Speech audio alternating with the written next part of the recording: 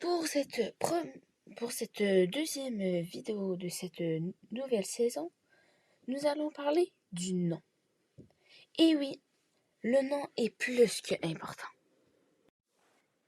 Mais je me suis posé cette question.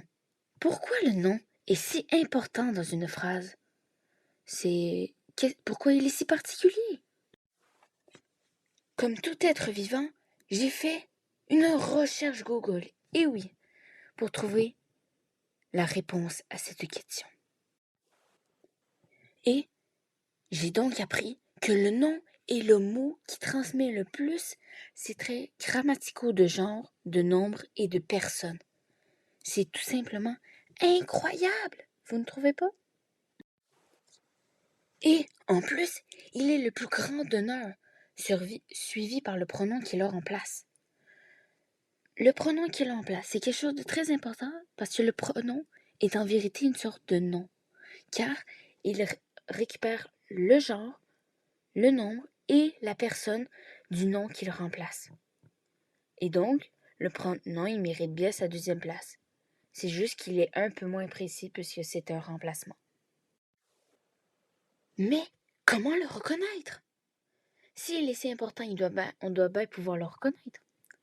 Alors, la meilleure des techniques est qu'il est souvent précédé d'un déterminant, à part si c'est un nom propre, bien évidemment. Mais s'il n'en a pas, on peut en rajouter un, dans un autre contexte, bien évidemment. Comme soccer, des fois, il ne prend pas de déterminant devant. Le joueur de soccer, par exemple. Soccer, il n'y a pas de déterminant. Mais on peut facilement dire le soccer est un sport amusant.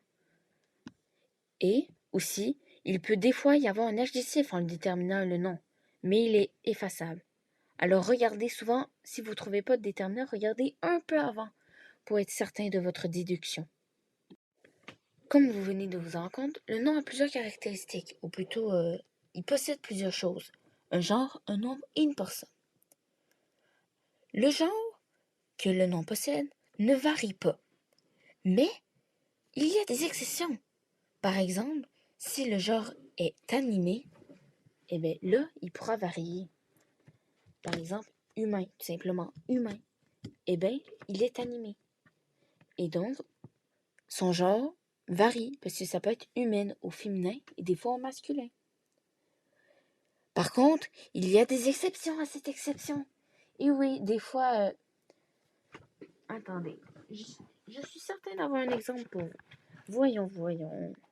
On va chercher un peu... Ah, oui, je pense avoir trouvé une information plutôt intéressante.